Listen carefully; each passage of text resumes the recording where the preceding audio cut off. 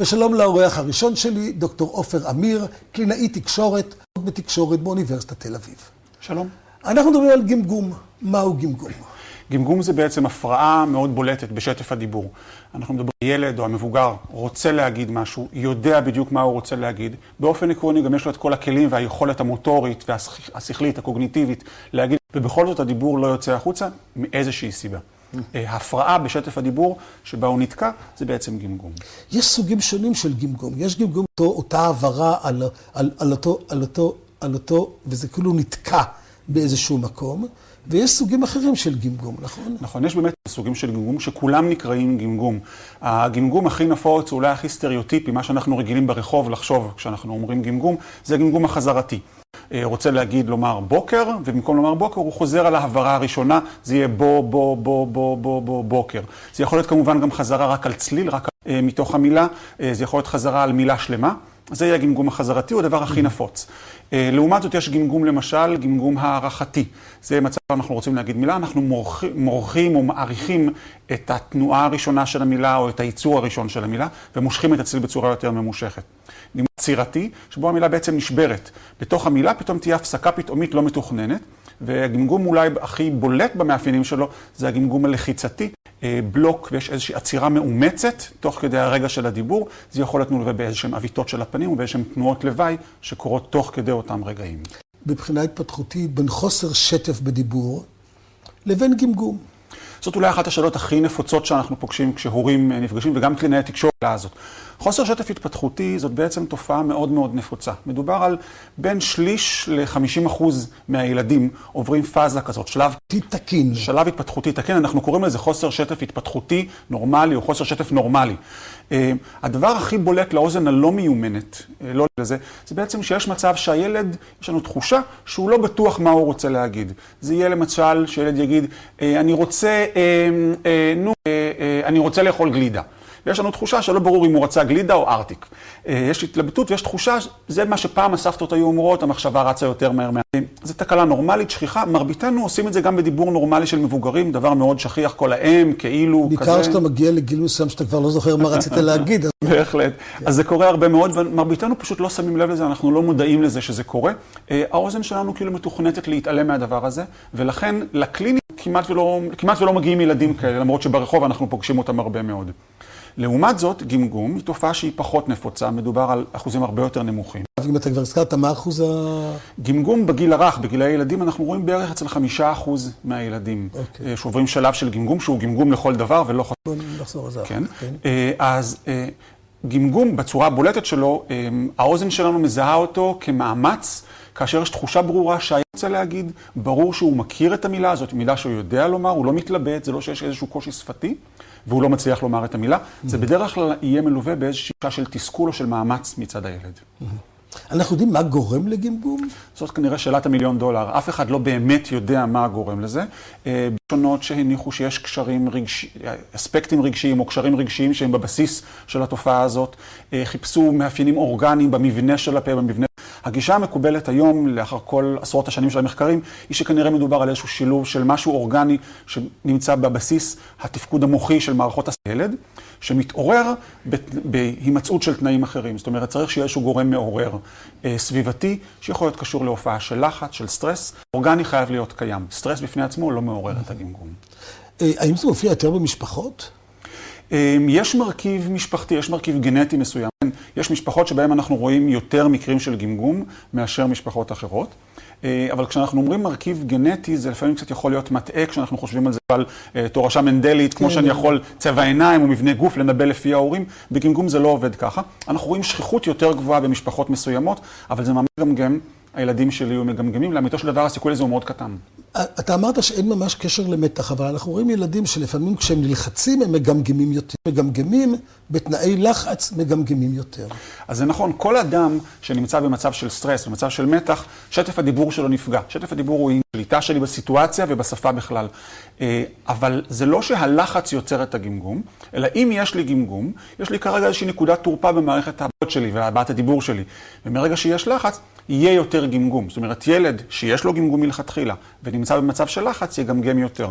אבל אם אין מצב הלחץ לא ייצור גמגום, אולי ייצור איזושהי הפרעה בשטף הדיבור. זאת אומרת, אם אני מתרגש ואני לחוץ, יכול להיות שהדיבור יסתבך לי ואני אתקע, אבל אנחנו עדיין לא נגדיר את זה גמגום, אנחנו נגדיר את שטף הדיבור. כשילד מלפסס, כלומר, זה נקרא גמגום? לא, ממש לא. ילד שיש לו שיבושי היגוי, כן. לצורך העניין זה לא גמגום. גמגום זאת ההפרעה הספציפית הזאת, עם הלחיצות, עם המאבקים, בדרך כלל גם עם איזשהו תסכול שמלווה. אופייני יותר בנים, יותר בנות, או ש... גמגום באופן גורף קורה יותר אצל בנים מאשר צעירים, גילאי טרום בית ספר. אנחנו רואים יחס של בערך 4 בנים על 3 בנות, קצת יותר בנים מאשר בנות. מגיל 10, 12 ואין, אנחנו רואים הרבה יותר בנים, בערך פי 4 יותר בנים מאשר בנות, וזה קורה מכיוון שכנראה הבנות מחלימות יותר טוב, היכולות השפתיות היותר גבוהות. בנות הן נשים הן יותר ורבליות, גם מבחינה ביולוגית. נכון. זה לא... מערכות השפה שלהם יותר מפותחות, אז כנראה גם יש יותר גמישות של המערכת ויותר יכולת להחלים מאשר אצל בנים. מתי זה צריך להדאיג את ההורים? באיזה שלב ההורים צריכים להגיד, רק רגע אחת, אני צריך לפנות למומחה לתקשורת, לקלינאי תקשורת שיעשה לה... אתה רואה, ברכה לי המילה, שיעשה לילד טיפול, קודם כל אבחון ולאחר מכן טיפול, ותכף נדבר איך טיפול. כן. השאלה הזאת היא שאלה בעיניי מאוד חשובה, מכיוון שהגישות השתנו בזה בעשורים האחרונים, ובציבור הרחב אני חושב עדיין יש גישה שהיא נחשבת מעודכנת להיום. בעבר הגישה הייתה שנכון ללכת לטיפול לא לפני גיל 6-7, כי בכל מקרה זה יעבור. זו הייתה מין אמירה גורפת כזאת. אנחנו לא אחראית ולא נכונה. הגישה היום היא לעשות אבחון כמה שיותר מוקדם. הגישה גם הייתה, משום שבעבר לא היה מה לעשות, ואולי היום יש יותר מה לעשות. נכון, נכון, הגישות טיפול אחד עם זה, נכון מאוד. אז הגישה היום היא לעשות את האבחון בשלב כמה שיותר מוקדם. מצד שני, אני לא רוצה להגזים את הדבר הזה.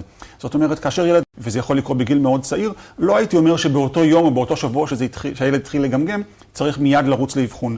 ברוב המקרים, גמגום יכול לחלוף גם. לכן ראוי לחכות מספר שבועות או חודשים ספורים, אבל לא יותר מחודשיים-3, לפני שפונים לאבחון. אם יש, עברו 2-3 מרגע שהגמגום התחיל, ואין מגמה ברורה של שיפור או של העלמות של הגמגום, זה זמן טוב ללכת לקלינאי תקשורת ולהתייעץ בשביל לקבל הכוונה בין 2 או 3. יש תמיד שאלה, אם לתקן את הילד מגמגם.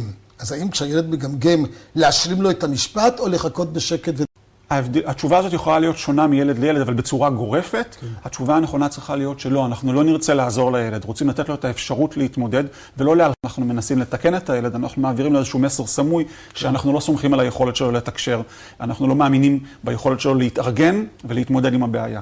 הגורפת היא, ברוב המקרים, לא נכון יהיה לתקן את הילד. מצד שני, אם אנחנו רואים ילד שנמצא במצב שהוא מאוד קשה, שהוא מאוד מנסה לדבר ומאוד קשה, לא הייתי נצמד להמלצה הזאת בצורה קיצונית. זאת אומרת, מותר מדי פעם להושיט יד לעזרה, אבל שזאת לא תהיה ברירת המחדל. ברוב המקרים, לתת הילד להתמודד לבד, בדרך כלל. קלינאי תקשורת מאבחנים קודם כל מאבחנים את הגמגום ומציעים הצעות טיפוליות. כן. אז השלב הראשון באמת, אחרי שהורים מרגישים שיש צורך בטיפול, או יש צורך באיזושהי בדיקה, יגיעו לקלינאי תקשורת, לאבחון של קלינאי תקשורת. אבחון כזה יכול לעשות במסגרות שונות או במינים שונים. הרבה פעמים נפגשים עם שני ההורים ועם הילד, או עם אחד ההורים והילד. כן. לעתים נפגשים בנפרד עם ההורים, ואז עם הילד, או לחלופין עם הילד ואז עם האפשרויות שונות לפי מודלים שונים של התערבות. אבל הפגישה של האבחון בעצם מיועדת לקבל איזשהו אנמנזה כללית, מידע כללי על ההתפתחות של הילד, להבין האם יכולים להיות גורמים שהשפיעו על הגמגום, אם זה מוטורי, שפתי, משפחתי, כל דבר מישהו... תן לנו דוגמאות. למשל, אם אנחנו יודעים שלילד יש קושי של מה שאנחנו יודעים, אני מיועד רגע לדברים שהם ספציפיים לקלינאי תקשורת. למשל, אם יש קושי של היגוי, שהוא משבש אותיות מסוימות, צלילים מסוימים, או שיש בעיה של התפתחות מפותחת בצורה תקינה, אנחנו נדע שהדברים האלה יכולים להשפיע על בעיית הגמגום ועל דרך הטיפול שאנחנו נבחר. אם אנחנו יודעים שלילד יש איזשהו קושי רגשי, קושי חברתי, תקשורתי, שהוא לאו דווקא קשור לדיבור, הדבר הזה יכול להשפיע. אם יש קשיי קשב וריכוז למשל, דברים שיכולים להשפיע, זה דעה שהוא קריטי להחלטה איזה טיפול אנחנו נבחר לעשות. יש דבר שההורים יכולים לעשות כדי להפחית את הגמגום, את הלחץ של הגמגום? כן, והם יכולים לעשות עוד לפני שמגיעים לקלינאי תקשורת. הדבר הראשוני שכמעט כל מערך טיפולי מתייחס אליו, זה המהירות של הדיבור. אנחנו יודעים שמדברים יותר לאט, יש להם סיכוי יותר טוב להחלים מהגמגום, מאשר ילדים שמדברים יותר מהר. ולכן כמעט בכל טיפול מקובל להמליץ להורים לאמן את אבל אנחנו עוד לא בטיפול, אנחנו בשלב הראשוני שההורים יכולים לעשות לבד. ההמלצה הנכונה היא לתת להורים את האפשרות לדבר יותר לאט עם הילד. אם הילד מקבל מודל של דיבור, יש סיכוי טוב שהוא יאמץ את המודל הזה, ואם יש לו יכולת להשתפר, הוא יעשה את הדבר הזה. אז בהחלט כן, המלצה להוריד קצב דיבור היא המלצה נכונה. בנוסף, המלצה נוספת שברוב המקרים היא לא להעמיס דרישות שפתיות על הילד, לא לדרוש ממנו לדבר דברים מורכבים בפורום מורכב, לא להעמיד אותו במצב של לחץ, ספרים מורכבים. לא, בוא תספר סיפור לכולם בזמן ארוחת ערב. זו דוגמה טובה ליצירה של מצב לחץ שפתי, נכון. אז זה דבר שאנחנו לא נרצה לעשות. לעומת זה לדבר, וזה אולי אחד הדברים מהכיוון השני שחשוב להמליץ להורים, וזה אולי מסר שחשוב לי כן להגיד אותו במפורש, הרבה פעמים הורים לילדים צעירים, כאשר הילד להיתקע ויש לנו חשש שהוא מתחיל לגמגם, אנחנו מתחילים לתקשר איתו בצורה אחרת. אנחנו מתחילים קצת להימנע מלדבר איתו בשביל לא להלחיץ אותו. ההורים מתחילים לא לשמור איתו מדבר. ואנחנו בעצם מחבלים בתקשורת הנורמלית של הורה וילד. וזאת אחת הסיבות שבעיניי חשוב מאוד שהורים יגיעו כמה שיותר מוקדם לאבחון, בשביל ספציפיות להם ולהימנע מכל מיני טעויות נפוצות שהורים עושים מתוך כוונות טובות כמובן. עכשיו אתה מאבחן את הילד, הבחנת אותו, איך תטפל? בגילאים הצעירים מאוד מאוד גדול של שיטות, יש כמה עשרות של שיטות טיפול, אבל אפשר לחלק אותם, אני חושב, לכמה... כשיש כמה עשרות של שיטות, זה אומר שאין אף שיטה אחת שהיא באמת טובה. זה נכון מאוד. אין לנו שיטה אחת שהיא שיטת הגולד סטנדרד, השיטה הנכונה לטיפול. מצד שני, זה אומר שיש לנו הרבה אפשרויות להתאים אלמנטים שונים לילדים שונים ולמשפחות שונות. טיפולים בגיל הרך, לטיפולים שהם ישירים, שבהם עובדים עם הילד ממש אחד על אחד, ומאמנים אותו בשיטות להפקת דיבור עם פחות שטח. אימון לקצב דיבור מסוים, אימון עם אינטונציה מסוימת, עם ניגון של דיבור בצורה מסוימת, טכניקות לאמן את הילד לדבר בצורה מסוימת. מה, לדבר כאילו עם מטרונום, לשים לו מטרונום? שיטה שהייתה מקובלת בעבר, היום היא פחות מקובלת, אבל הרעיון של ליצור שינוי במאפייני הדיבור הוא אותו רעיון, כן. למרות שהמטרונום היא לאו דווקא שיטה שאנחנו משתמשים בנוסטלגיה לשיטה הזאת, כי היא שיטה מאוד, שעשתה הרבה שינוי בתחום שלנו. שיטה אחרת היא עבודה עקיפה, הדרכת הורים. שיטה שבה אנחנו בכלל לא עובדים, אלא מדריכים את ההורים לדברים שהם יכולים לעשות בבית, בשביל להשפיע בצורה עקיפה על הילד. מה למשל חוץ מאשר קצב דיבור איטי? שינוי של מצבים שבהם הילד נתקע יותר ונתקע פחות, ושינוי של הדינמיקה המשפחתית סביב זה. מצבים שבהם אנחנו מלמדים את ההורים לקחת בהם הם נמצאים, מה שפעם היינו קוראים לזה זמן איכות עם הילד, אבל שבהם בתוך הזמן הזה, בתוך יחידות הזמן הזה, אנחנו מאמנים את ההורים לתקשר בצורה מסוימת, לתת להתנהגויות מסוימות של הילד, ולהתעלם ובעצם פחות לחזק התנהגויות אחרות של הילד. בעצם עבודה דרך ההורים על הילד, והקבוצה השלישית של שיטות הטיפול בגיל הרך, זה מה שנקרא טיפולים אינטראקטיביים, שבהם אנחנו עובדים עם הילד וההורים ביחד. זה טיפול שבו לצורך העניין, אחת הנפוצות היא שמצלמים את האינטראקציה של אחד ההורים עם הילד, ולאחר מכן צופים ביחד בסרט שצילמנו, ומנתחים את ההתנהגויות, ההורה עשה כך וכך, ואיך זה גרם לגמגום של הילד, ובואו ננסה ליצור שינויים בצורה מובנית, על ידי הפידבק שההורה מקבל מתוך הסרט של הוידאו. כל השיטות האלה יכולות להיות מאוד... מדברים את התופעה שילד לפעמים מגמגם כשהוא מדבר, אבל כשהוא שר, הוא שר תקין. זאת שאלה מצוינת, שלצערי אין לי תשובה מצוינת עליה. כנראה, מה שאני יותר נוח לי איתה, זה שכנראה גמגום זאת לא באמת בעיית דיבור, אלא שגמגום זאת בעיית תקשורת. וככל שהדרישות התקשורתיות יותר גמגום, גם אצל ילד וגם אצל מבוגר, כמה שמה שאני רוצה לומר הוא יותר טעון, יותר חשוב, יש יותר סיכוי שאני גמגם. ולכן כשאני שר, אין שם תקשורת אמיתית, באותו זמן גם לא יהיה גמגום.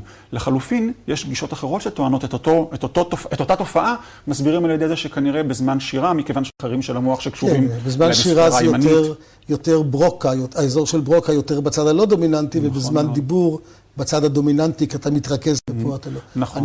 אני מכיר אדם שהיה אומן, היה קוסם, ולא היה מסוגל להוציא משפט אחד בלי גמגום קשה ביותר, שבקושי ניתן. בשנייה שהוא היה עולה לבמה ומתחיל להופיע עם הלהטוטים שלו, באותה דקה הוא היה נותן הופעה של שעה וחצי ללא גמגום אחד.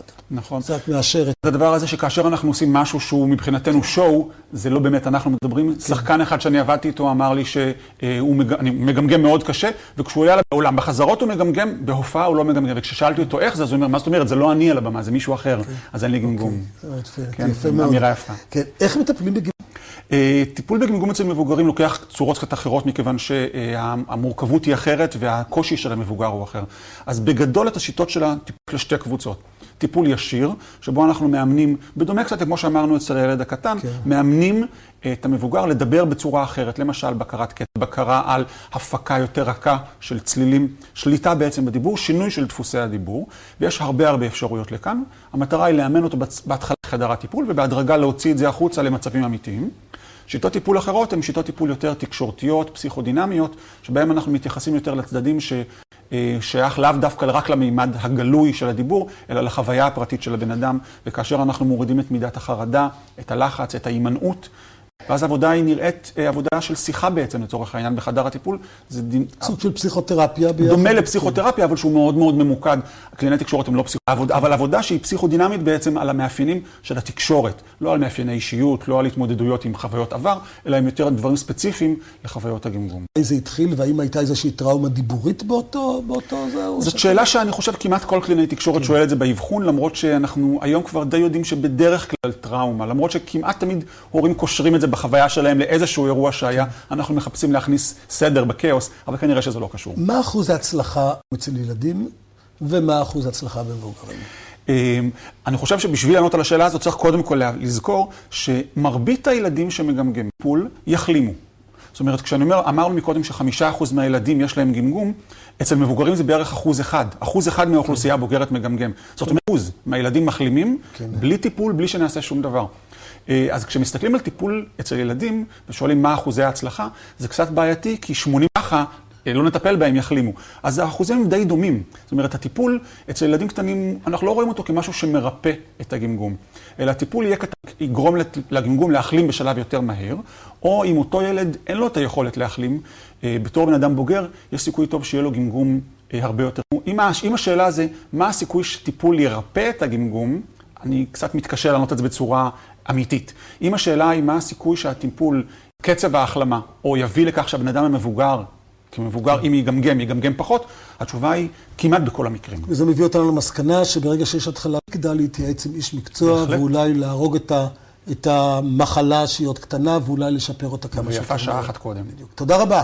תודה רבה לדוקטור.